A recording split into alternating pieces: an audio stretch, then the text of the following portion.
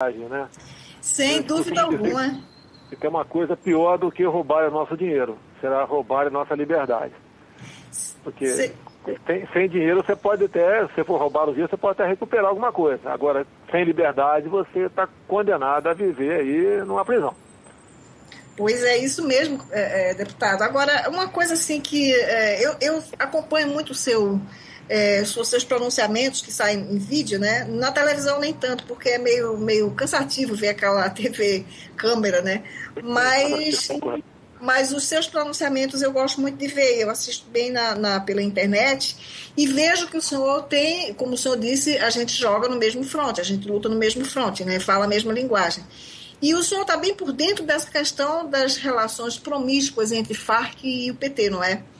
E então, eu queria saber se o senhor estava a par desse conchavo que está sendo feito lá em Havana, lá em Cuba, né? Das Farc com o governo de Santos e agora exigir desse encontro da CELAC que respalde esse acordo, essa conversa mole deles. Olha, eu peguei em parte que você falou aqui, em alguma coisa já tenho conhecimento. Às vezes a gente não precisa estudar muito para saber qual é a intenção final, né? Qual é o objetivo final dessas reuniões. Que qualquer pessoa que chega a Cuba, como nós já vimos aqui há pouco tempo atrás, o nosso querido Luiz Inácio Lula da Silva, né? Ele considerou Lula como modelo superior de conduta ética. Estando em Cuba, ele falou isso daí, né? Assim como ele falou sobre Chávez, uma das vidas lá, que ele falou que na Venezuela pode faltar tudo, né? Menos democracia. Hoje em dia ele falaria, né? Menos democracia e papel higiênico, talvez. Pois é. Nós sabemos qual é a intenção. Eu costumo dizer que você não encontra ninguém desse partido de esquerda, em especial o PT, que tenha sido empresário, comerciante, agricultor, um grande estudioso. Não tem. É gente que veio do movimento sindical ou da ociosidade através das mentiras, né? Em especial aquelas repetidas o tempo todo, prometendo paraíso para a população, mas na verdade eles querem igualar todos nós, sim, mas por baixo. É o que eles sabem fazer muito bem, haja vistas as ditaduras, né? Que pelo mundo afora que temos conhecimento, como essa que sobra ainda agora, uma das poucas que sobra, esta cubana. Você pode ver que é o maior crime que a gente possa, maior crime do que esses médicos cubanos, ou esses que têm noções de medicina lá em Cuba e vêm aqui para o Brasil e são obrigados a deixar suas esposas, seus esposos e filhos lá em Cuba como reféns, porque Exatamente. se eles fugirem, tentarem aqui pedir um asilo, seja lá o que for, quem vai pagar o pato vai ser a sua família que ficou em Cuba. Eles não podem trazer a família para cá, porque se trouxer, pode ter certeza que mais de 90% vai arranjar uma maneira de não voltar mais para lá. Sem dúvida alguma. Agora, o que é duro, o gráfico, a gente vê que a população parece que não acorda para isso, né? O de bom é que a gente vê que o nosso time cada vez cresce mais. É pequeno, está lá na 4ª divisão ainda, tá, mas quase na 3ª, está crescendo no nosso time. Que nós temos que formar uma frente de reação a isso que está aí. A esse engodo, essa mentira que está aí. Por exemplo, né? Que eu acho que pouca gente sabe na prática, porque números, né, não tem como se enganar. Nós temos a maior taxa de desemprego do mundo. Hoje aqui, né, lendo aqui os jornais, eu vi mais ou menos a forma como o governo chega a esse número de apenas em torno de 5% de desempregados no Brasil. Ou seja, ele leva em conta quantos procuram emprego. Então o governo considera empregado todos aqueles que recebem Bolsa Família ou recebem o seguro-desemprego. Porque essas pessoas, como não procuram emprego, é sinal que para o governo estão empregados formal ou informalmente. Essa é a grande mentira. E por outro lado, né, ou melhor, pelo mesmo lado, você vê, o que é PIB? É o produto dos bens e riquezas que o nosso país produz. A partir do momento que quem está no seguro-desemprego ou quem está recebendo Bolsa não produz nada de bens e serviços, né, ele contribui apenas para que a nossa renda per capita diminua cada vez mais. Até onde? Até onde essa grande nação conseguirá suportar, dar algo para quem não produz, não quer produzir, ou melhor, é impedido de produzir por parte do próprio governo federal. Pois é. Agora, veja só, deputado, uma informação que eu recebi recentemente, o senhor deve conhecer o deputado Luiz Henrique Mandetta, que é do DEM, do Mato Grosso do Sul. Do Mato Grosso do Sul. Pois é. Ele fez uma declaração aqui que eu acho da maior gravidade. Esse dinheiro que a dona Dilma deu para Cuba, porque na verdade aquilo ali está sendo divulgado como um empréstimo feito pelo BNDES, mas a gente sabe que o dinheiro que vai ali para Cuba não volta, eles não pagam a ninguém, não é? Então ele está dizendo aqui, na notícia que eu recebi, que o financiamento anunciado por Dilma ainda não havia sido dado entrada no BNDES, nem sequer deu entrada, quer dizer, ele ia passar ainda por um julgamento para ver se seria aprovado, se os ministérios iam aprovar que o BNDES cedesse esse dinheiro para a construção do Porto de Mariel. Mas ele diz que sequer deram entrada no BNDES. Então, quer dizer, ela tirou dinheiro da nação, de todos nós que contribuímos, né? E sequer deu entrada para pedir a permissão de tirar esse dinheiro. Como é que pode uma coisa dessa? Pode ver, o próprio senador Álvaro Dias, ele está atrás aí de algumas coisas, como, por exemplo, a questão dos recursos, né, doados ou dito emprestados a Cuba, porque estão carimbados como secretos. A questão do acordo, aí, como o Mandetta vem dizendo há algum tempo, o acordo para a contratação desses cubanos, também não é de conhecimento nosso. O governo não mostra e acabou. Ou seja, é bem o estilo deles, ditatoriais, tá? Uhum. E eles julgam os donos da verdade e os que estão fazendo bem para o povo. O povo de lá, em parte, né? Em pequena parte, porque... Não, é só para a cúpula, só para a nomenclatura, né? Porque o povo continua na mesma miséria. A miséria, inclusive, com caderneta de racionamento. De armazém. Pode comprar aí X ovos, uma dúzia de ovos por mês, por pessoa, uma xícara de feijão por semana. E quem comprar no câmbio negro for pego é punido severamente. Uhum.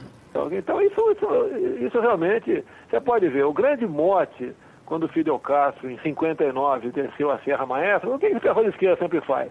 Porque tudo quanto é governo tem problemas, tá certo? Um dos problemas lá de Cuba naquela época, né, era que Castro, né, Fidel Castro, acusava que Cuba era um prostíbulo dos americanos. Sim, acusava que era um prostíbulo. Em todo lugar tem. Eu estou na Barra da Tijuca aqui agora. Se eu sair na rua aqui na frente de casa aqui, tem uma penca de mulheres e gays aqui oferecendo o teu serviço. Tem tudo quanto é lugar. Em qualquer cidade do Brasil tem. Aqui na minha frente também tem, na Avenida Conselheiro Guiar, em Boa Viagem, Recife, também tem umas meninas lindas, mas que ficam ali em pé com shorts curtíssimos a noite inteira. Você pode ver. Então, um dos motes foi isso. Então, eu não sei quanto um turista, um gringo que fosse em Cuba, pagava numa prostituta naquela época. Mas vou chutar aqui, 100, 200 dólares, 300, algumas agora até mais. Um prato de comida. Agora, hoje em dia, se tem relação sexual com uma cubana, por $1, ou até menos. Por um prato de comida. Um prato de comida. Eu ouço até dizer, eu não quero falar demais aqui, tá ok? Mas deixa pra lá. Então, o corpo dessa mulher não vale nada. E hoje em dia ele é obrigado praticamente a fazer isso para não morrer de fome. Ainda temos um deputado aqui federal, aqui do Rio de Janeiro, o Jean Willis, que está com um projeto, já conseguiu, junto ao presidente da Câmara, criar uma comissão especial para analisar um projeto dele que legaliza, né, a prostituição no Brasil. Olha só, com o apoio do PT. Porque o PT apoia isso daí, tem deputado do PT nessa comissão do João Willis ali, apoiando ele. Eu me inscrevi para participar dessa comissão, para exatamente botar um freio nisso aí. Mas o senhor parece que é o único que tem freios nessas comissões, não é, deputado? Porque é a única pessoa que fala, não é? É a única pessoa que mostra os malefícios, os danos causados à família, não é? À sociedade brasileira. Viu, Graça? É difícil ter espaço na mídia. Eu estou numa outra comissão especial, do Estatuto Penitenciário Nacional. O autor é o Domingos Dutra. Ele era do PT, agora ele foi para a Solidariedade. Tá? E ele já foi, antes do Marcos Feliciano, era ele o presidente da Comissão de Direitos Humanos. Ele conseguiu aprovar com o deputado Marcos Maia a criação de uma comissão especial. Você pode ver, se o pessoal tiver paciência de buscar na internet o projeto de lei 2230 de 2011, Estatuto Penitenciário Nacional, ele vai cair para trás. Então, eu vou começar do último artigo, né? O último artigo, ele cria como dia 25 de junho o Dia Nacional do Encarcerado. Ou seja, pela papuda já sabe que o homenageado vai ser o Zé Disseu, com toda certeza. Agora no outro... Ou genuíno, né? Ou genuíno, fica por ano que vem o genuíno, do Disseu esse ano. No outro presídio qualquer, aquele que estuprou mais, o que tem 5 sequestros, o traficante de maior prestígio lá dentro. Nessa Fernandinho Beiramar ganha o concurso, né? Mas você pode ver, o Fernandinho Beiramar, eu acho que ele é menos pernicioso que muita gente do PT. Desculpa aqui, né? Nós temos que fazer opções, né? Você pode ver nesse projeto do Estatuto Penitenciário, o Domingos Dutra, ele diz que para cada 1.000 presos tem que ter 12 médicos. Nossa, a população não tem essa regalia, né? Nós temos 2 a cada 1.000, né?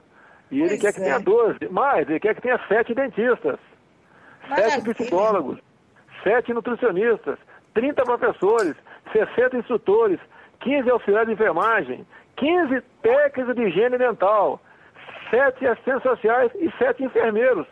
Dá para entender? Vai ter um batalhão lá dentro. Pois é, enquanto isso, esse homem não se preocupa de ver as vítimas do SUS, não é? Porque eu não posso chamar de pacientes do SUS, senão de vítimas, não é? As vítimas do SUS morrendo pelo chão dos hospitais. Ontem mesmo, nós temos um programa aqui chamado Boletim, que nós temos um boletim à tarde e um boletim à noite, que a gente comenta notícias que saíram durante o dia. E uma pessoa, um médico do Rio, nos enviou umas fotos assim que a gente já imaginava, mas ver a foto tirada por uma pessoa que estava presente no ato é chocante demais. 2 cirurgias, uma pessoa segurando uma lanterna numa cirurgia, porque não tinha energia no hospital, e a outra é uma cirurgia de mão, feita no Piauí, se não me falha a memória, em que está sendo iluminada a área da mão onde está sendo feita a cirurgia com a lanterna do celular. O senhor faz ideia do que é isso? Um hospital que não tem energia elétrica para realizar uma cirurgia? Se não tem energia elétrica, vai ter higiene, vai ter condições assépticas numa sala cirúrgica para o paciente não contrair tanta doença? Eu tive lá com o Mandetta, com o Ronaldo Caiado, entre outros pouquíssimos deputados federais da área de saúde, nessa questão do programa do governo chamado Mais Médicos, que são os cubanos que vêm para cá. O grande problema é o seguinte, não adianta você detectar que uma mulher está, por exemplo, com um tumor nos seios, se você não tem como estipá-lo dali, como tratá-la. Pois é. Você não tem como, um homem está com câncer de próstata, você não tem como fazer a cirurgia. Então nós temos que ter meios para detectar e resolver o problema. Eu vi há poucos dias aí numa TV estatal, as médicas cubanas lá na região amazônica, né, andando de barco, e vai a pau para uma senhora, a pau para um senhor, e vai embora sorrindo, o cara fica sorrindo para trás. Não mostrou qual o problema que ele tinha e qual o tratamento que foi dado. Como se o médico tivesse as mãos mágicas, né? A mão santa. Pois é, a mão santa que toca e faz o milagre, né? Você pode ver, até para você quiser mudar de assunto, né? Mas a questão do Estatuto Penitenciário, está previsto salão de beleza para as presas. O preso passa a ter o direito de não deixar divulgar sua fotografia ou imagem. Tá? Ele pode receber a visita íntima do cônjuge, da companheira ou pessoa designada pelo preso. Maravilha. Ele passa a ter liberdade para contratar médico de sua confiança pessoal. O Estado tem o dever de prover creme hidratante, shampoo e condicionador. Até levei para brincadeira lá, né? Eu acho que eu vou começar a cometer algum crime para pegar essa regalia, porque eu não tenho. Até me desculpa aqui, eu levei para brincadeira numa das discussões, eu falei o seguinte, faltou aí o gel lubrificante para preso homossexual. Com certeza, é só que está faltando. Está faltando isso aí. Inclusive ele assegura aqui, o projeto, né, todos os ex-políticos, aos que ainda não tenham sentença transitada em julgado. Maravilha. Quando foi criada essa aberração, deputado? Esse projeto é de 2011. Em 2012 criou a comissão especial em dezembro, né? Não tiveram a coragem de botar para frente agora. E você pode ver, o deputado autor, Domingos Dutra, ele é do Maranhão. Ah, Ele tá. é lá do Maranhão. Até lembra que ele fez uma greve de fome na Câmara? Eu falei para ele, vá até o fim. Me lembro dessa história. É Lembro. porque ele queria que fosse apoiado um colega dele do PC do B como candidato a governador em oposição a Rosane Sarney, né? Então a greve política dele foi assim. Eu discursei e falei que ele deveria até o final. Agora, não era justo a Câmara, ele passou um fim de semana lá em greve de fome, né? E a Câmara botando médico de plantão, equipe de emergência, caso ele passasse mal, não é justo. Por greve de fome o cara tem que levar até o final, né? Se é pra valer, né? Pois é. Greve política. A greve política. Pois é, é engraçado que esse deputado, ele certamente deve idolatrar Cuba, não é? E sim.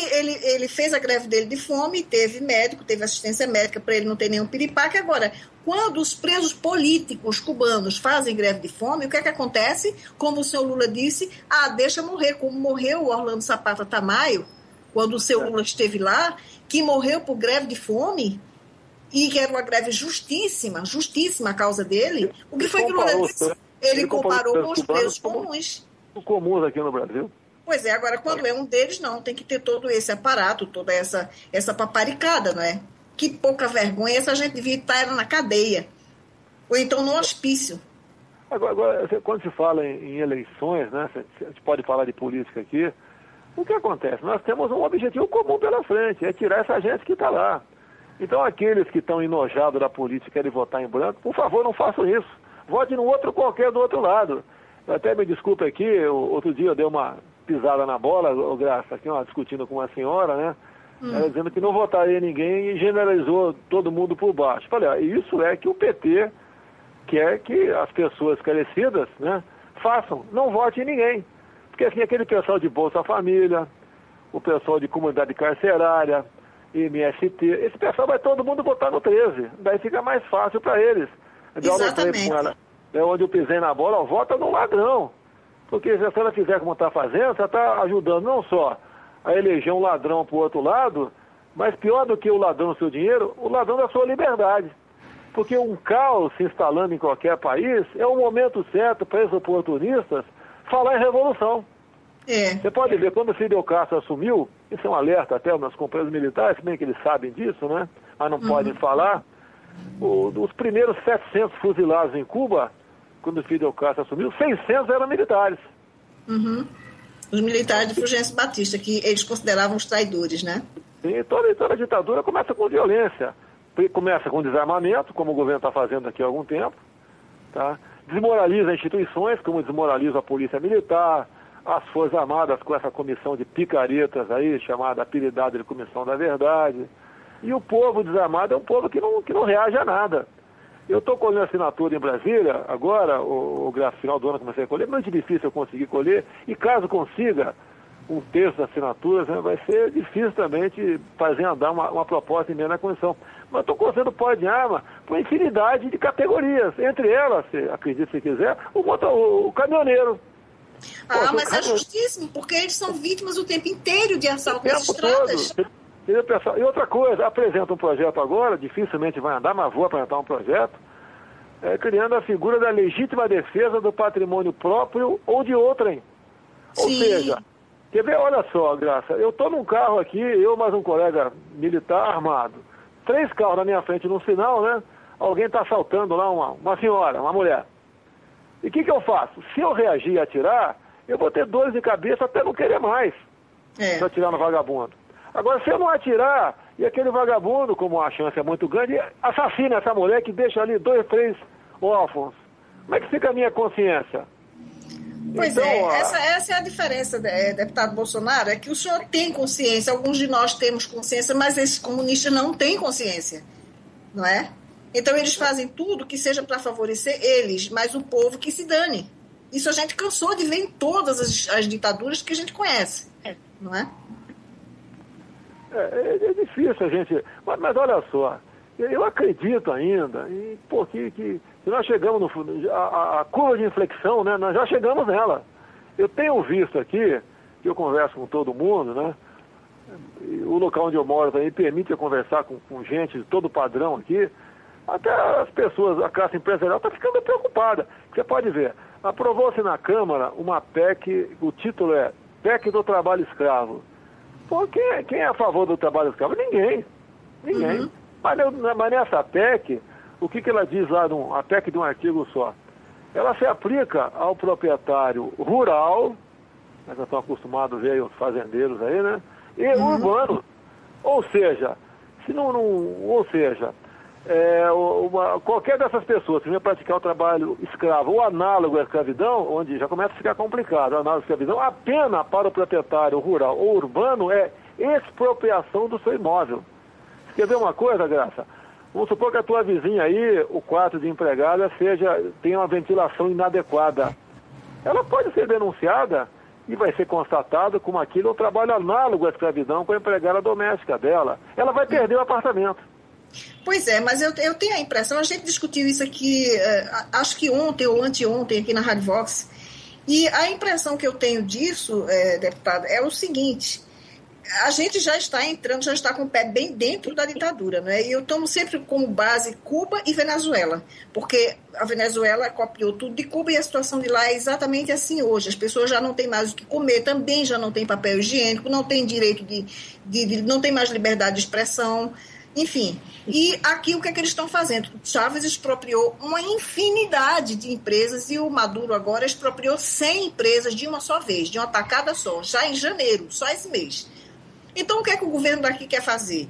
Ele não tem como fazer, porque tudo aqui se processa de maneira mais lenta por causa do tamanho do país, da estrutura do país. Aí, o que é que eles fazem? Eles criam esse tipo de lei, porque agora qualquer pessoa pode chegar e dizer: eu aqui sou um trabalhador escravo. Como a gente sabe que o Ministério do Trabalho sempre trabalha em favor do trabalhador, quase nunca em favor do empregador, aí o que é que vai acontecer? Vão expropriar a empresa. É a forma que eles estão encontrando de expropriar a iniciativa privada. É isso que eles estão querendo. Eu acho que eles vão meter o pé no acelerador caso essa senhora que está em Brasília agora consiga a reeleição. Daí eles vão acelerar tudo isso aí. Com toda certeza, ela conseguiu a reeleição. A vida desses cubanos aqui já ela induta Zé Disseu, Genuíno, ela bota quem ela quiser para fora, esse mensalão para fora agora em dezembro desse ano mesmo. Ela bota para fora todo mundo. Com certeza. Ela recompõe o seu time. Com certeza, com certeza. Essa vida desses cubanos, que eu já escrevi um monte de artigos sobre isso, inclusive esse último que eu escrevi essa semana, se o senhor puder ler, eu aconselho que o senhor veja que ali tem muitos dados, inclusive dados numéricos.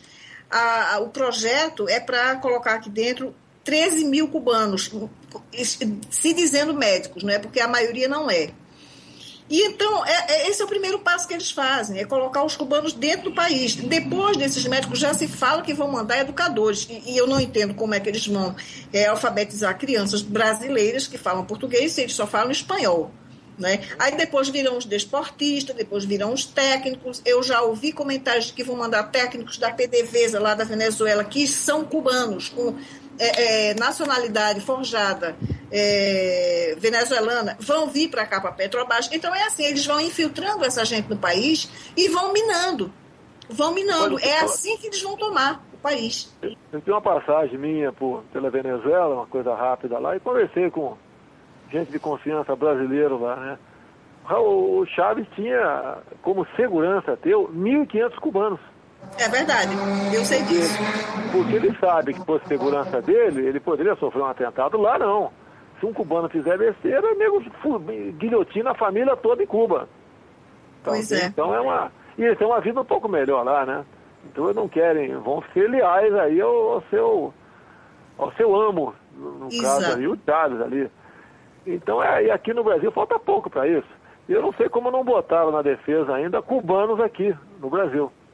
Mas vamos botar, viu? Vamos botar. Não há dúvida que vão. Não há dúvida nenhuma, porque, por exemplo, na Venezuela, eu não sei se o som está a par, mas eu acompanho a Venezuela desde 2001. Né? O meu blog Nota Latina, se o senhor der uma passadinha por lá para dar uma olhada, o senhor vai ver o assombro de coisas que eu já documentei ali.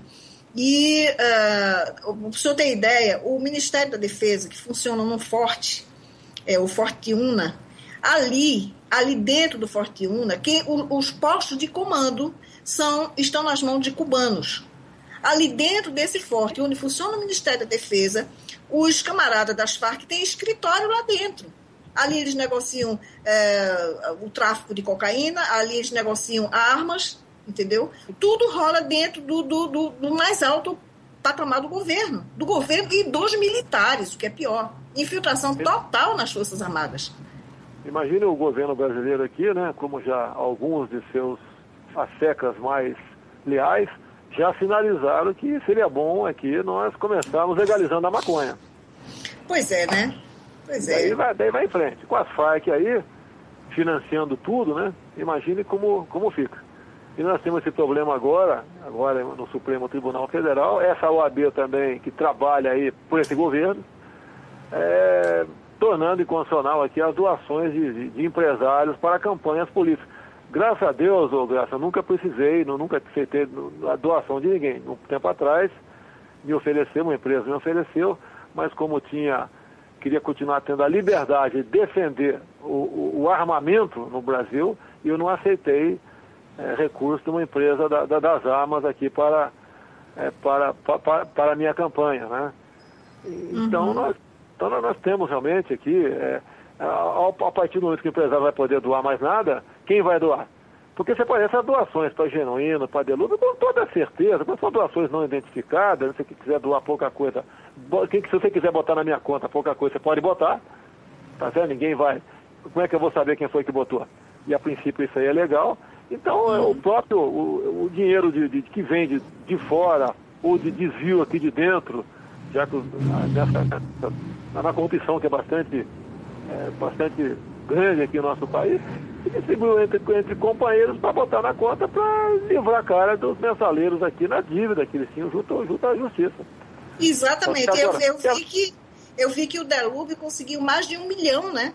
E que já iam repassar parte da dívida, parte desse dinheiro arrecadado, já iam repassar para Genuíno, para Disseu, para não sei quem mais. Quer dizer, é um acordo entre amigos, né? E quem doou esse dinheiro está sendo conivente com o crime também, não é? Você pode ver, no Brasil aqui, como um todo, né? Para uma família doar R$300, é difícil para essa família, pesa no orçamento. Uhum. Então, e para receber 1 milhão, se fosse R$300 cada um, cada família, uma pela outra, doasse R$300, né? Para chegar no 1 milhão, são um pouco mais de 3 mil pessoas doando. Não, isso não é verdade, isso não existe. Isso não existe. Não existe, é deles mesmo. É deles mesmo. Dos caixa 2 que eles fazem, 2, 3, sei lá. Como o próprio Belo dizia, de recursos não contabilizados, né? Você pode ver, o governo, quando perdoa essas dívidas de ditadores cubanos, com qual a intenção? Um que são amigos dele. O outro aqui, o BNDES pode voltar, as empreiteiras podem voltar a trabalhar naquele país que não é mais inadimplente. É porque uma parte desse dinheiro não fica aqui ou não vem para cá. Então, com toda certeza vem. É muito amor com o ditador. É muito amor de graça. Agora, não tem respeito com o povo brasileiro. Nenhum. Respeito zero. E aqui parece que a sociedade está anestesiada. Que a imprensa, mal ou bem, noticiou esse caso do porto aí de Cuba. A gente não vê qual é a reação. A gente vê a reação na casa dos leitores, etc. E daí, mas a própria oposição, eu acho que só o senhor, e no caso esse deputado Mandetta, é que estão se queixando, que estão reclamando, botando a boca no mundo, mas o resto não fala. A gente não tem oposição. São poucos deputados que eu gostaria de evitar falar não, para não fazer injustiça. Eu conheço o Caiado, o próprio Mandetta. Tem alguns, o Haroldo de Oliveira aqui do Rio de Janeiro tem falado também. Mas nós ficamos, basicamente, a reclamação fica dentro da Câmara, a imprensa não dá espaço. É verdade. Você pode ver. Tem questões lá, você pode ver. A questão quando foi votado um projeto de decreto legislativo para restabelecer o mandato lá do João Goulart, só eu falei o tempo todo. Eu não ganhei uma linha em jornal nenhum. Mesmo mostrando que, pelo menos, em certo momento eu falei, acabou a farsa do golpe de 31 de março, né? Porque quem caçou o João Goulart foi o Congresso, no dia 2 de abril. Acabou a farsa. A gente não ganhou espaço na mídia. E daí se o senhor quiser, veja bem, a Rádio Vox está aberta para o senhor. Se o senhor até quiser ter um programa fixo na rádio, será um prazer muito grande para nós. Não, eu prefiro de vez em quando, ali, tiver alguma novidade, se me der a honra de participar, eu fico muito feliz, né?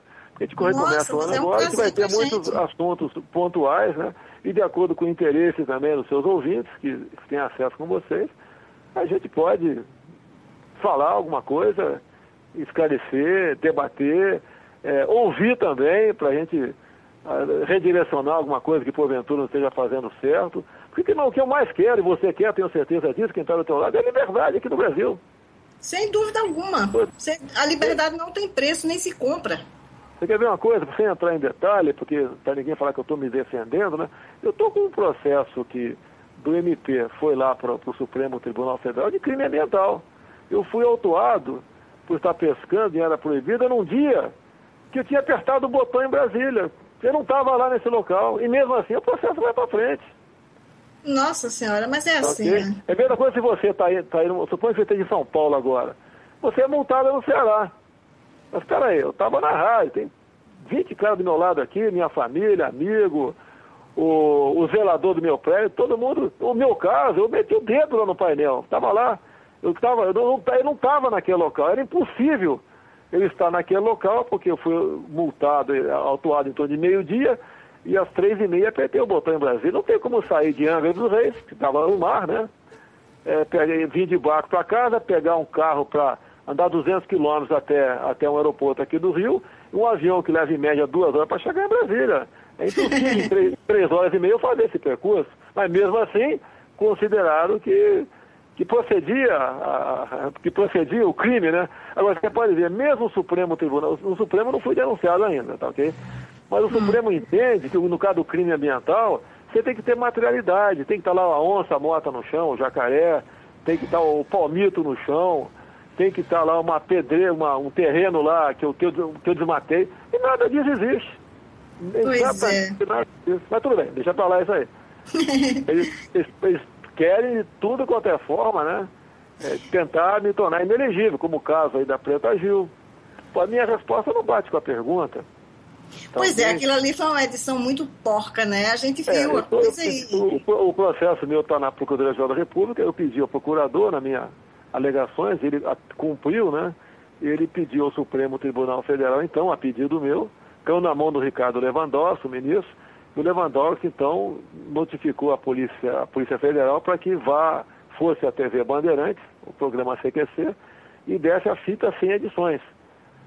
No prazo hábil não foi cumprido, eu não sei agora nesses dias se chegou a alguma coisa nesse sentido, mas está completando 4 meses que, eu não sei se já entregou, se entregou atrasado, repito aqui, essa fita sem edições, para a gente ver o que aconteceu, exatamente o que aconteceu, porque me enquadrar como racismo, eu não sei quantos anos de cadeia dá isso aí, é brincadeira, no programa humorístico. Pois é, agora quando o Lula esteve lá em Pelotas, anos atrás, acho que no começo do primeiro mandato dele, que ele falou, aqui só tem viado, esse vídeo rolou pela internet inteira e ninguém chamou ele de homofóbico, né? Ninguém processou ele, não aconteceu nada. Ele estava em Pelotas, daí o candidato a prefeito do PT, até que foi eleito depois, né? O candidato falou para o Lula que Pelotas estava se tornando um grande polo exportador. Daí o Lula falou, exportador só se for de viados. Pois é. Sem problema nenhum. Ninguém nem se importou, não aconteceu nada, né? Agora, deputado, o Christian de Rosa, que é um dos proprietários aqui da Rádio Voz, meu companheiro de trabalho aqui, ele está lhe fazendo uma pergunta. Eu não sei se o senhor aceita perguntas? Se eu puder responder, tudo bem. Se não puder, não, acho que sim, é a sua opinião. Ele está querendo saber, aliás, são 2 perguntas que se casam. O do Christian, ele quer saber se o senhor acha que o que está representando esses protestos como rolezinho, se isso faz parte do processo revolucionário. E o Matheus está perguntando também se o senhor está sabendo que o Netinho filiou líderes do tal rolezinho em grupos ligados ao PCdoB. A segunda informação aí do Matheus, né? Eu tenho conhecimento, não oficialmente, mas tenho conhecimento que teria filiado, sim, em São Paulo teria. Um dos candidatos pelo PCdoB seria o representante do rolezinho, a bandeira vai ser o rolezinho. Quanto ao Christian, eu entendo também, porque nada como você criar um caos para chegar depois do salvador da pátria, né? A Dilma salvadora da pátria. Ó, vou ter que dar um freio aqui, cortar aqui, degolar lá, pô, não sei o quê, para botar o país em ordem, né? Eu entendo sim, faz parte disso. Até porque você pode ver, as autoridades do governo se calam ou apoiam. A Maria do Rosário mesmo disse que a questão do rolezinho é uma questão de preconceito contra negros e pobres. Quando você vê que uma parte considerável são brancos e ricos que participam disso aí. Pois a garotada nossa ela é muito suscetível, né, às propostas salvadoras da pátria. E daí se apegam rapidamente a essas bandeiras. Agora, o problema é que depois que acontece, né, depois que um regime muda, para você dar a última forma nisso é muito difícil. Você pode ver, a de Fidel Castro ali, só fazer as contas, começou em 59, já está com mais de 50 anos, e não tem prazo para acabar. Tá? Se Fidel Castro morrer hoje, vocês vão ver, vai ter um congestionamento de tráfego aéreo de aviões brasileiros oficiais lá em Havana. O pessoal que vai lá lamber as botas do presunto lá, Fidel Castro. Eu tenho pena do diabo, mas tudo bem. Tá, okay? E depois se não tem o Raul Castro. A luta oficial aqui no país, né? Vai tranquilamente, tá ok? E você pode ver, uma pessoa que adora tanto, né? Se eu tô com a camisa do Palmeiras, gritando, Palmeiras, Palmeiras, tá na cara que eu não sou corintiano, pô. Então o corintiano vai acreditar que torce pro Corinthians, eu não torço pro Corinthians.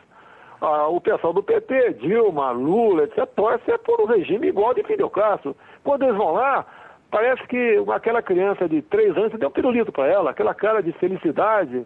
Na Câmara mesmo, o pessoal do PT trata aí a questão cubana como revolução, não é? Lá não foi golpe. A nossa própria imprensa, você pode ver, Graça, a nossa própria imprensa se refere a Fidel Castro como líder, ex-presidente, e ao Raul Castro como presidente. Agora, quando fala em Figueiredo, é ditador. Figueiredo e Pinochet são ditadores, agora os Castros são presidentes, né? É impressionante isso daí. Eu vivo batendo muito em cima dessa questão da linguagem, né? Dessa distorção da linguagem. É direto aqui. Você pode ver, eu vejo aqui um jornal Globo aqui do Rio, por exemplo, né? A questão de editoriais ali. Vários parlamentares têm espaço. Eu, algumas vezes, fiz matéria, escrevi, mandei. Lógico que eles podem dizer que a minha matéria é chula, não sei o que lá, mas a última foi a questão de cotas. Cotas em concurso público. Não, isso não pode existir, meu Deus do céu. Isso não pode existir. Ou é concurso ou é escolha, não é? E a gente bota ali bons argumentos, né? Explica, etc. Você pode ver, você tem um caso até, quando nós debatemos na Comissão de Direitos Humanos, infelizmente a comissão aprovou esse projeto, né? Um debate foi bastante profícuo, mas o debate ficou em cima de mim apenas. Tá? Daí o questionamento nosso lá é o seguinte: se eu botar uma placa no meu gabinete, contrato assessores brancos, o que vai acontecer comigo, ô Graça? Se eu botar no meu gabinete, contrato assessor branco. Com toda certeza vou ser caçado, né? Agora, aprovaram na Comissão de Direitos Humanos que 20% das vagas nossas, né, em cargos de comissão, tem que ser para negros. Então, o que acontece? Eu tenho 20 vagas lá. Se eu contratar agora 16 brancos, que pode ser amarelos, brancos, e faltarem 4, daí eu vou botar na placa lá, contrato assessor negro. Agora, isso pode. Que coisa, meu Deus. Porque eu tenho que contratar negro para cumprir, caso isso se transforme em lei. Ou seja, a esquerda ainda, ela dissemina entre nós o ódio. A minha esposa é descendente de africanos. Agora, quando eu falei isso uma vez, a primeira coisa que eu falei é o seguinte: não quer dizer porque ele seja casado com uma afrodescendente que não seja racista. Então eu casei com ela de sacanagem. É só para sacanear, para maltratá-la em casa, para judiar. Eu tenho uma filha com ela, para maltratar essa filha. Deve ser para isso, pô. Tô maluco.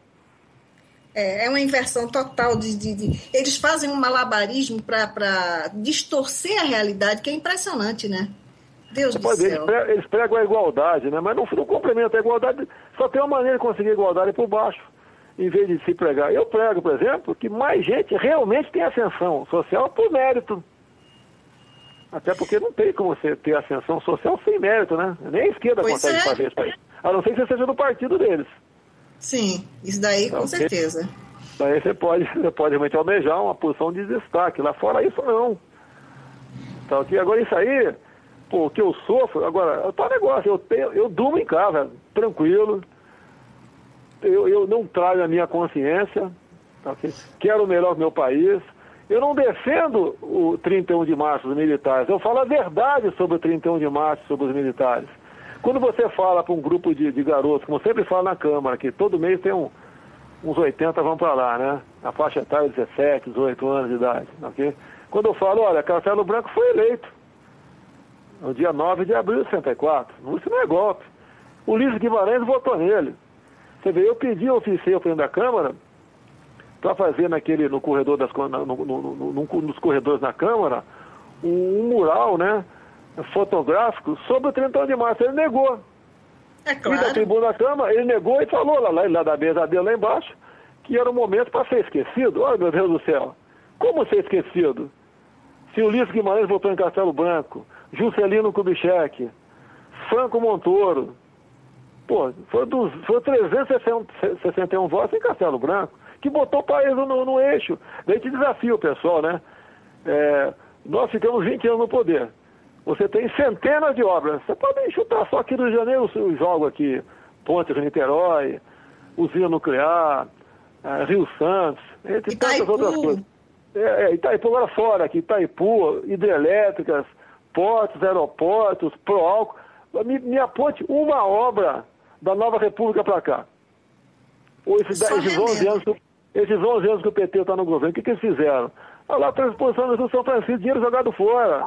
Se tivesse passado de avião e jogado lá no sertão esse dinheiro pro pobre do nordestino pegar e fazer alguma coisa, né? Seria muito mais vantajoso, muito mais proveitoso do que está acontecendo hoje em dia. Até dicas de passagem, a sua parte afeta ao Exército Brasileiro, se cumpriu as metas e fez o trabalho bem feito. Agora, essa é a única parte bem feita e concluída, né? E agora, basicamente, tem que começar tudo do zero. E outra coisa, o Rio São Francisco vai ter água a vida toda para jogar lá para cima e dar para aquele povo todo? Não seria mais producente se fazer uma política de planejamento familiar em nosso país? Você pode ver, lamentavelmente, os deputados me dizem, né, em especial do Nordeste, que não se encontra mais uma roça de mandioca lá por cima. Todo mundo vive de Bolsa Família. Você não vê mais jegue por lá, que era tão comum. Agora o cara deixa o cartão de Bolsa Família na concessionária e tem uma moto. Beleza. Ou tem aquele conglomerado de pessoas onde o mais velho ali, o mais forte, decide para menino de 14, 15 anos para ter um filho. Missão vai ter um filho. Que vai ganhar Bolsa Carinhoso, mais R$70 por filho, vai ter auxílio natalidade, vai dar para trocar a televisão. Vive disso. E estudar, não estudam. Por quê? Eles não são estimulados a estudar. Essa cascata que tem que ir na escola é mentira. Até porque que tem muita diretora e professora que dá presença, porque sabe se a pessoa ela vai morrer de fome se não der presença. É mentira. Pois é, tudo nós comprado, nós estamos agora num recorde, né? No mundo todo, nós estamos em 8º lugar na população adulta analfabeta. E olha só, analfabeto. Esse governo considera quem escreve o nome dele como alfabetizado. Então, se bobear, nós estamos em primeiro lugar. Pois é, fora os analfabetos funcionais, né? Que é uma maioria, assim, esmagadora, né? Não lê um parágrafo, quando passa por segundo, não sabe mais que leu anteriormente. Não entende o texto que leu, né? Mas, deputado, tem duas pessoas aqui me fazendo uma pergunta, que são similares também. O Mauro Ricardo Rampazzo, que é um ouvinte nosso, que sempre acompanha os programas, ele está perguntando se o senhor sabe dizer qual é a posição dos militares diante dessa bagunça comunista que está acontecendo no Brasil. E o José Roosevelt, que também é outro ouvinte nosso, perguntando se as Forças Armadas estão orientadas nesse sentido. Tem mais outras perguntas que eu faço depois. Eu entendo das Forças Armadas, não só o militar da ativa, como o da reserva, que ele sabe o que está acontecendo. Agora, todos nós, seres humanos, temos um limite. Você pode ter certeza de uma coisa, né? O governo, se você abrir qualquer jornal, muitos jornais do Brasil, quase que diariamente as Forças Armadas são massacradas. Como que torturaram, sequestraram, etc, etc. Então, os pobres presos políticos que queriam democracia, mas é mentira. Agora, você pode ver, nós somos aí o último obstáculo para a imposição de uma ditadura ou do socialismo no nosso país. Por isso esse ataque diuturno em cima das Forças Armadas. E quando se fala em oposição, o PSDB ajudou a aprovar a Comissão da Verdade. Você vê agora essa figura, Fernando Henrique Cardoso, apoiando proposta para liberar maconha no país. Realmente é difícil. Agora, fique tranquilo que... Agora, as Forças Armadas, que vem acontecendo aí, o Graça, aí, o Mauro e o José, na questão das Forças Armadas, as evasões de oficiais, né, porque de praça não tem como acompanhar, a de oficiais é publicada no Diário Oficial da União, é assustador. O ano retrasado foram 249 capitães e tenentes que foram embora. Eu tenho acompanhado isso também. Eu não fechei a conta, mas está em torno de 260.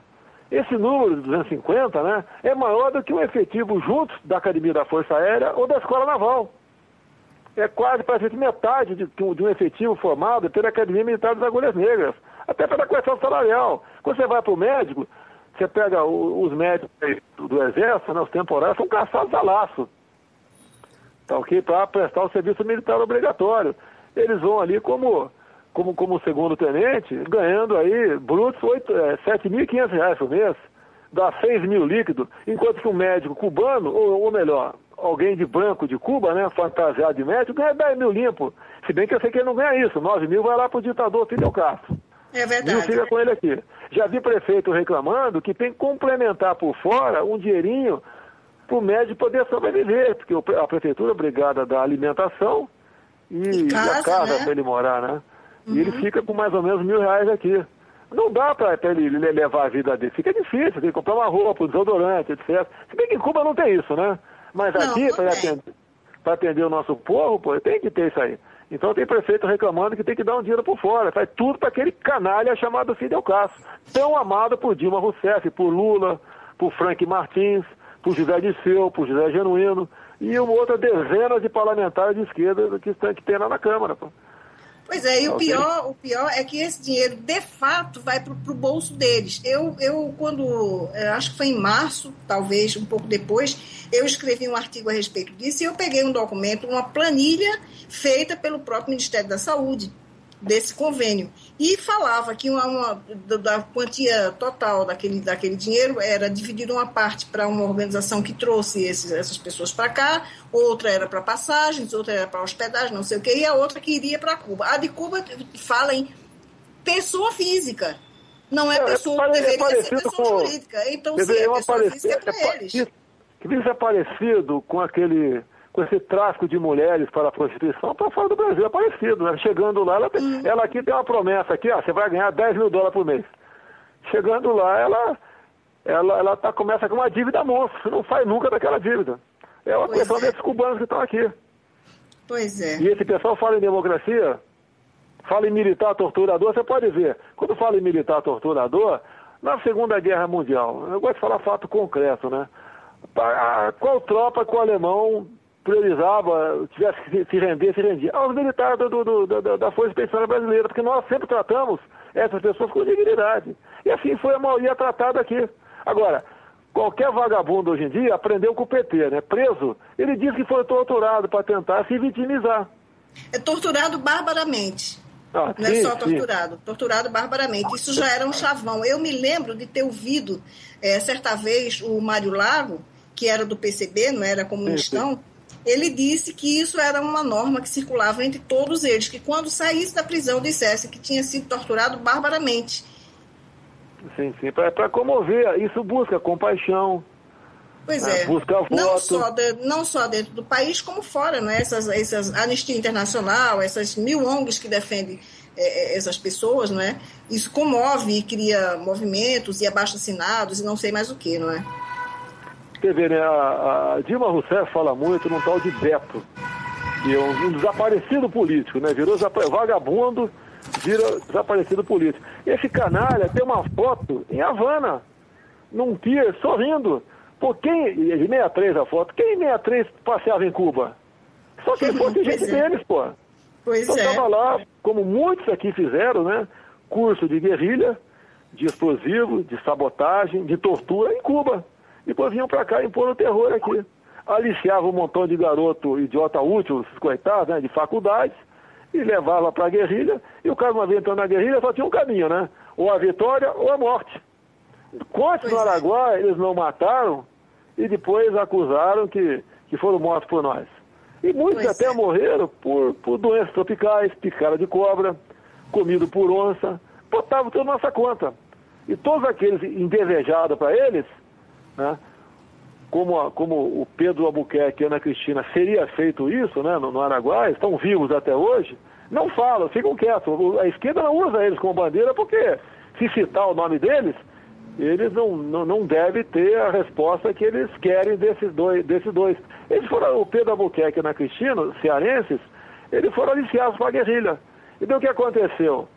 A Ana Cristina acabou engravidando e a lei lá da selva dele é o seguinte: mulher grávida tem que abortar. E a Ana Cristina não quis abortar.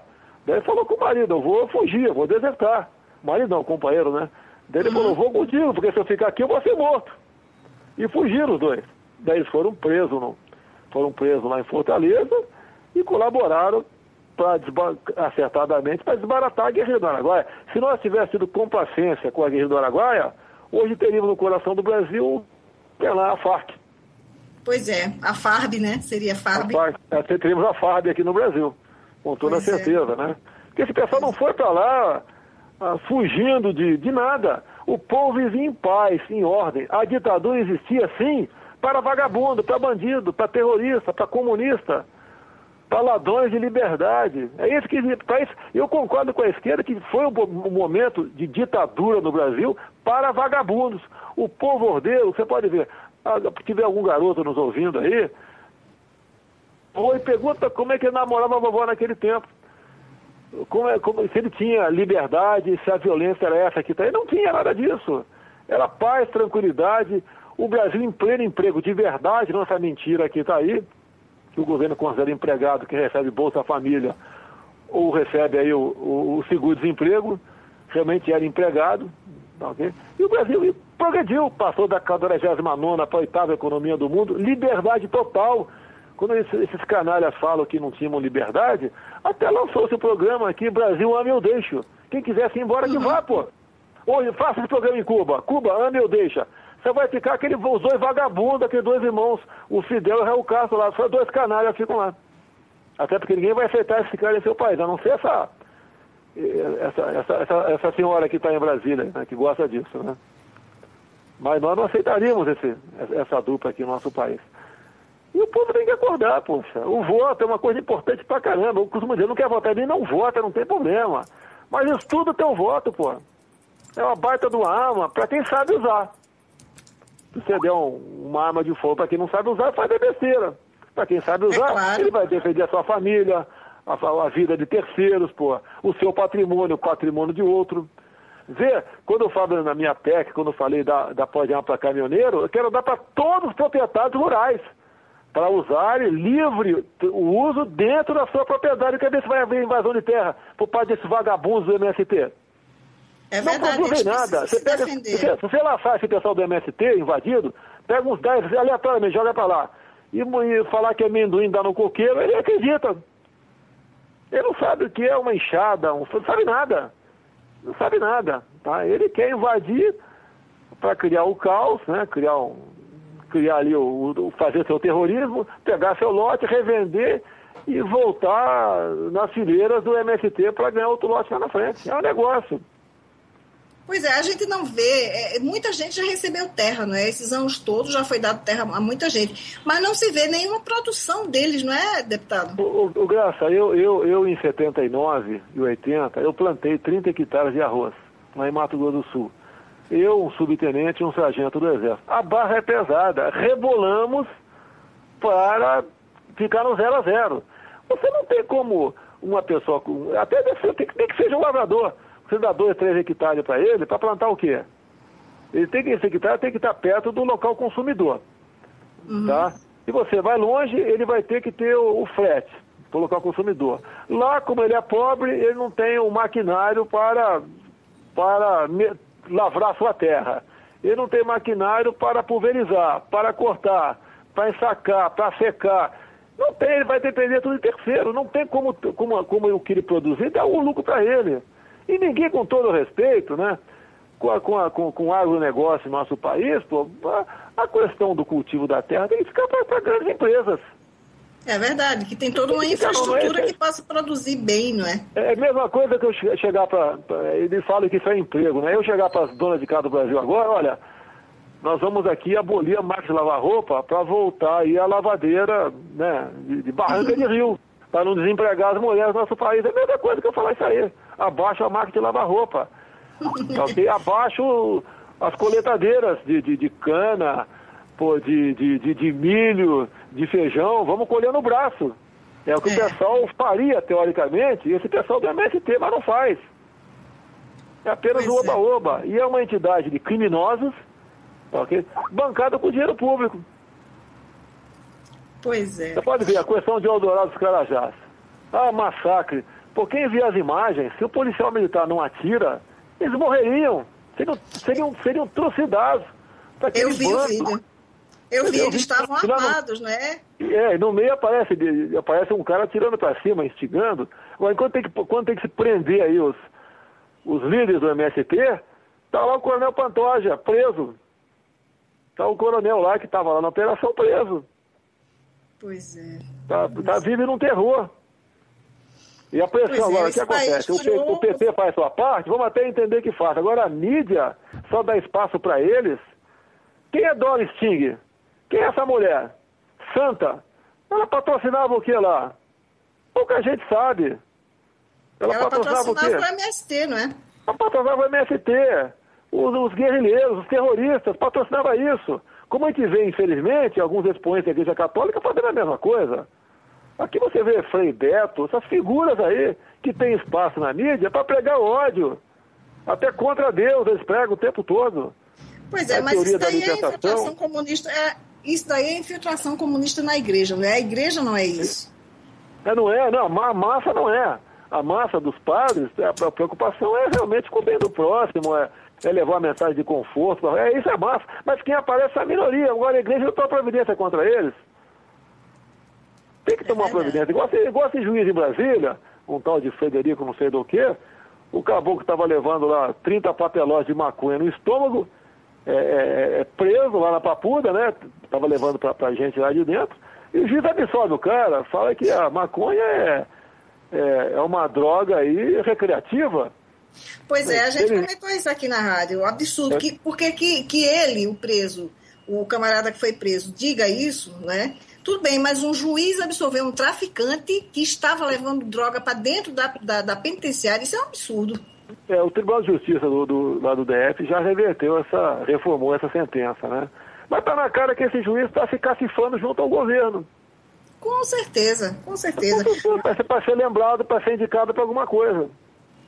É igual aqui no Rio tem o Vadir da Amor aqui. Pô, é uma pessoa que só escreve besteira nos jornais, só prega o ódio contra a militar das Forças Armadas, contra os militares da segurança pública, contra a família, é o tempo todo, e tem espaço no jornal. Só para pregar. Agora, a imprensa tem que ver isso daí, é liberdade. Por cima mostra outro lado, pô. Pois é, só mostra um lado, né? Eles dão liberdade e falam em pluralidade, mas pluralidade para eles significa muita gente e não diversidade de pensamento, né? Você pode ver, quando a Xuxa Meneghel foi na Câmara, juntamente com a Rainha Silvia da Suécia, para lançar aquele projeto da Lei das Palmadas, foi em 2010, eu fui o único no salão lá, em especial, a falar contra, levei várias, certo? Não ganhei uma linha em jornal nenhum também. Aquela proposta, você já discutiu, a Lei das Palmadas, né? Não bate, eduque. Ou seja, a segunda vez que um pai ou uma mãe for obrigado a dar uma palmada na bunda do teu filho porque ele não tem como na conversa ser demovido daquele comportamento inaceitável, a pena para o pai, para a mãe, afastamento do lar. Fica 3 meses afastado. Dona Maria, a senhora vai morar na casa da tua mãe por 3 meses, teu marido fica em casa, vai vir uma assistente social aqui para ensinar para o teu marido como é que se educa uma criança. Ou chega para o pai e fala, ó, tu desaparece daqui, se vira, tá, e vem para cá alguém do conselho tutelar para ensinar o teu filho como proceder. É isso daí. E mas essa proposta é do Lula, ele que assinou, do presidente da República. A proposta anterior da Maria do Rosário, que era deputada, previa, inclusive, um cartão 0800 para os filhos a partir de 6 anos de idade denunciar os pais. Que loucura, essa parte daí eu não sabia, não. Sim, positivo. Né? E até quando a Rainha Silva esteve lá, né, eu fui na comissão, que era uma festa deles. Eu entrei lá, fui vaiado, metade ficou de costas, mas eu falei uns 10 minutos, está no YouTube isso aí. Eu até perguntei para a Silva, aqui se eu pegar o meu filho de 17 anos e dar um tapa na bunda dele, porque ele tem que levar um tapa na bunda, eu sou condenado a afastamento do lar. E na Suécia? Morando penal a partir de que idade? A partir de 15 anos. Vai pra cadeia. Agora, um moleque de 14 anos lá, eles querem agora mudar essa lei das palmadas que tem lá, né? Que começou em 79. Eles estão na segunda geração sem freio. Agora, uma má notícia que pouca gente sabe. Proporcionalmente, o maior número de estupros no mundo existe exatamente na Suécia. Por causa da lei das palmadas, que o moleque cresce podendo fazer tudo. Chuta a canela do pai, cospe na cara do professor. Desconhecendo completamente o que é respeito, né? Não sei, exatamente. O homem, a criança, todos nós, só respeitamos o que tememos. Se não tiver uma punição para cada um de nós, né? Você, às vezes, ultrapassa os seus limites. E sabendo que a punição segura, como a religião segura. O pessoal gosta de criticar muito o evangelho. Eu até sou muito simpático aqui. Nós temos agora uma eleição para presidente, né? Eu acho que o nosso alvo é o mesmo. Aquela senhora, se Deus quiser, não vai ficar mais 4 anos um país maravilhoso, com um povo tão bom como o nosso, né? E daí eu estava falando lá dos candidatos do outro lado. Um que eu sou bastante simpático é o pastor Everaldo, do PSC. Sou simpático a ele, conheço ele, converso com ele. E daí eu estava agora no Vado Ribeira, que é minha família de lá, em São Paulo, né? E conversando com o pessoal, e quando entrou nessa conversa aí do pastor Marco, ou melhor, do pastor Everaldo, que eu falei, talvez eu vote nele. Daí o pessoal falou, mas ele é pastor? Mas peraí, o crime dele é porque é pastor? Se ele fosse maconheiro, homossexual, ladrão, mensaleiro, seja lá o que for, não tem problema nenhum. Porque é pastor, você já fechou a guarda e não vota nele. O crime dele é ser pastor? Pois qualquer pessoa nesse país que tem uma religião cristã passa a ser visto com péssimos olhos, né? Passa a ser visto como um criminoso, um bandido, não é? Um depravado, um sei lá o quê, um tarado, né? Porque o pessoal generaliza, porque tem picareta em qualquer lugar, pô. A nossa família mesmo aparece picareta de vez em quando. Quem não tem um picareta na família? Um tio, um sobrinho, quem não tem? Aparece o picareta, nós não vamos agora pegar a família X e demonizá-la por causa disso daí. Rotular como se fosse uma coisa só, não é? Tá certo. Inclusive, olha só, a Xuxa, nesse lançamento do Projeto das Palmadas, né? Ela pegou e falou o seguinte, com toda a inteligência dela, olha, se isso já fosse lei, aquele casal, ela esqueceu o nome, aquele casal que jogou a criança pela janela, que era os Nardoni, né? Sim. Não teria jogado. Olha, santa, pelo amor de Deus. Cada estupidez que a gente tem que ouvir, né? Daí o pessoal bota no YouTube aí aquele videozinho dela com um moleque de 15 anos, tá ok? Aí fica dela, pô. Agora tá fazendo propaganda pra quê? Porque é o seguinte, o que interessa para país do primeiro mundo? Quanto pior tiver a nossa educação, se é que dá para piorar, melhor para eles. Que nós temos aqui, ô Graça, que você sabe do assunto, nós temos coisas maravilhosas no nosso país. Nossas reservas indígenas lá, né? Lá se tem a biodiversidade, tem minerais, tem água potável, talvez petróleo, os grandes espaços vazios, né? Tem o que o primeiro mundo precisa, o que qualquer ser humano precisa. Então isso que poderia ser solução para o mundo até, acaba sendo problema para nós. Pois é, tem uma leitora nossa aqui, uma ouvinte nossa aqui, a Maria Lúcia Teixeira Lima, ela diz, o Rio de Janeiro era uma maravilha antes da anistia. O senhor concorda? Olha, vamos falar em anistia. Sim, o Brizola, quando chegou aqui, ele impediu que a polícia militar subisse morro. Porque só mete o pé na porta de favelado, não do pessoal da Zona Sul. Pô, não tem nada a ver, pô. Eu desconheço que alguém aqui em prédios da Zona Sul aqui tenha fuzil em casa. Eu não desconheço. Eu tive um debate aqui com tá gravado, eu vou falar porque está gravado. Eu tive um debate aqui era o hospital do Pitanga, né? O marido da Benedito da Silva numa TV aqui pequena, né? Ele falando que o tráfico tem que ser combatido, não sei o quê, não sei o quê, não sei o quê, não sei o quê, com inteligência, tem que saber onde é que o traficante tem arma, munição. Eu falei, ô Pitanga, você mora no Morro Chapéu Mangueira. Por que você não dá esse mapa para a polícia ir para lá? Mas não sou maluco, ou seja, é aquele papo, né, da boca para fora. Agora, com a proibição de subir morro, em que tudo passa a ser discriminação, passa a ser racismo, você vê notícia, tem tantos mais, 70% da população carcerária é negra, 30% é branca. Poxa, eu não quero saber quem está preso, se é negro ou está branco, eu quero saber o crime que ele cometeu. Se ele matou, se sequestrou, isso pode ter que estar preso, não interessa a cor da pele dele. Morre mais negro do que branco, parece que o cara quer que mate mais branco. Agora, quem mata mais, é negro ou é branco? Eu não tenho essa estatística e não vai ajudar em nada quem porventura tenha para diminuir o índice de violência no nosso país. Nós não podemos culpar aqui a raça, a origem das pessoas, como sendo a responsável por crimes. Agora, teremos que ter uma legislação pesada, sim. Eu sou uma pessoa, eu sei que é causa pétrea, né? Mas se eu pudesse votar favorável à pena de morte, eu votaria. Inclusive, não precisa ser crime de morte apenas, não. Você pode ver, né? Lembra do médico russo, naturalizado brasileiro, era Shipanovic o nome dele? Uns 12 anos atrás, ele jogou umas fitas de videocassete no lixo, alguém lá pegou e levou para casa e viu que ele sedava as crianças de 10, 11 anos de idade, 12 em São Paulo, pessoas da classe média alta, e abusava sexualmente delas. Um caso desse para mim, eu só descansaria com esse cara morto. Porque o Estado não pune adequadamente um canalha desse aí. Pois é, o problema que eu vejo aqui no Brasil não é nem que faltem leis para punir, mas é a punição ser efetivada, não é?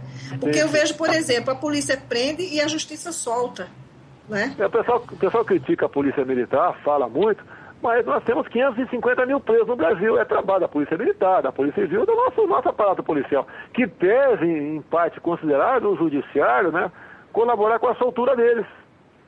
Mas não quero generalizar aqui e criticar o judiciário.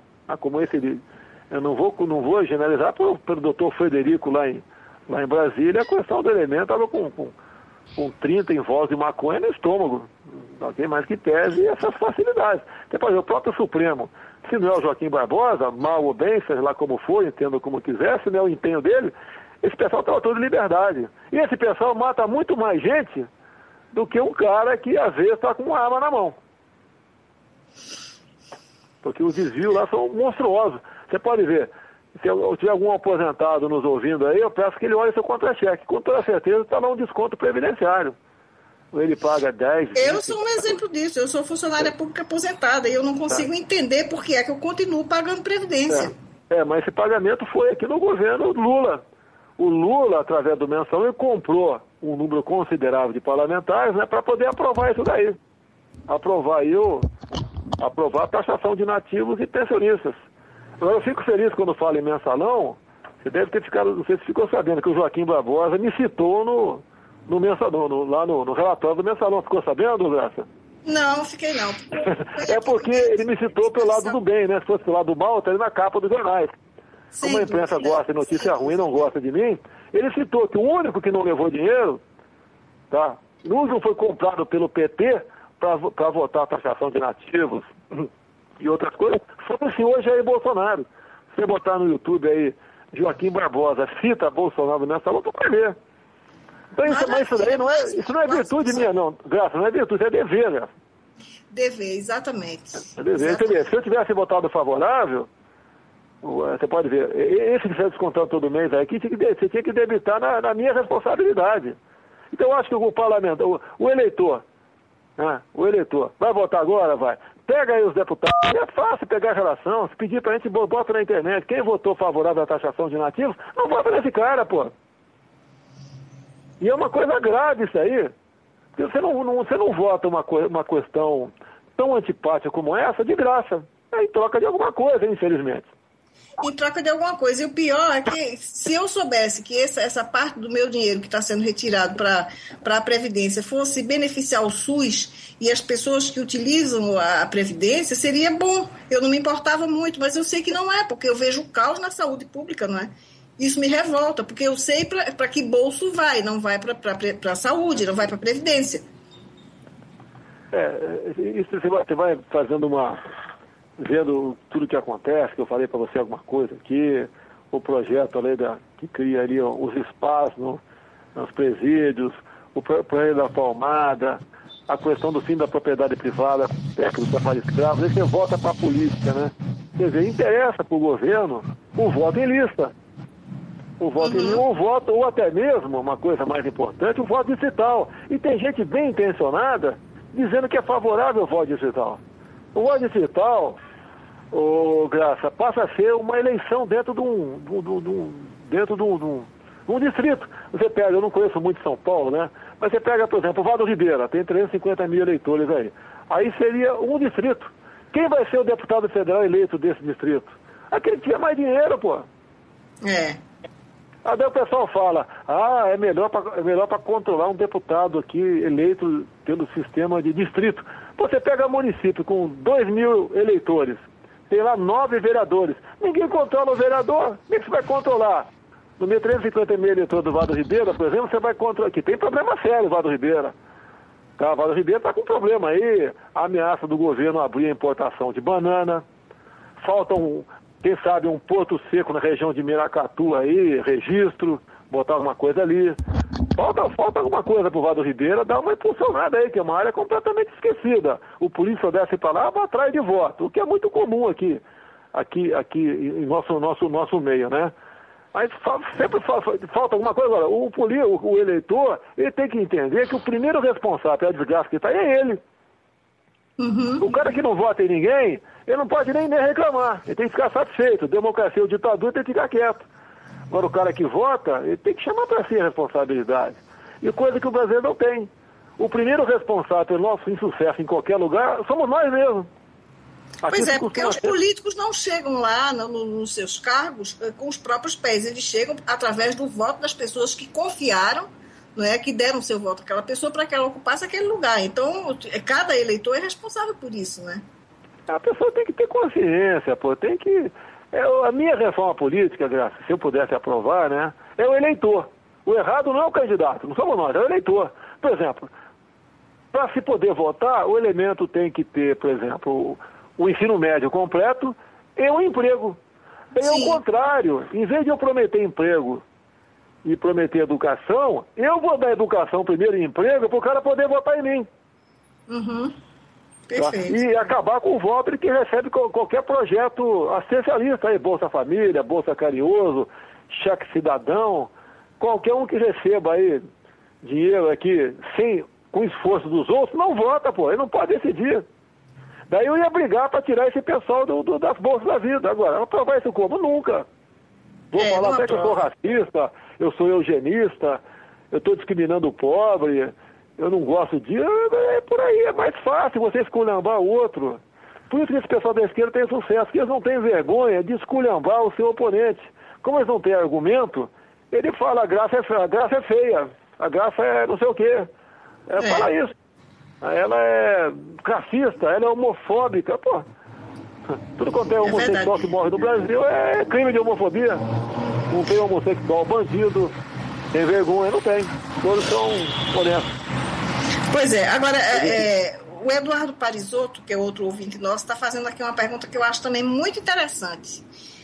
E as urnas eletrônicas brasileiras, que vários especialistas atestam serem facilmente manipuladas e o TSE não admite e não existe como contestar. Como é que isso pode ser um negócio desse? Olha, eu não sei a data exata, né? Tem mais ou menos uns 6, 7, 8 anos atrás, a Comissão de Constituição e Justiça estava votando ali a obrigatoriedade de ter o voto impresso do lado.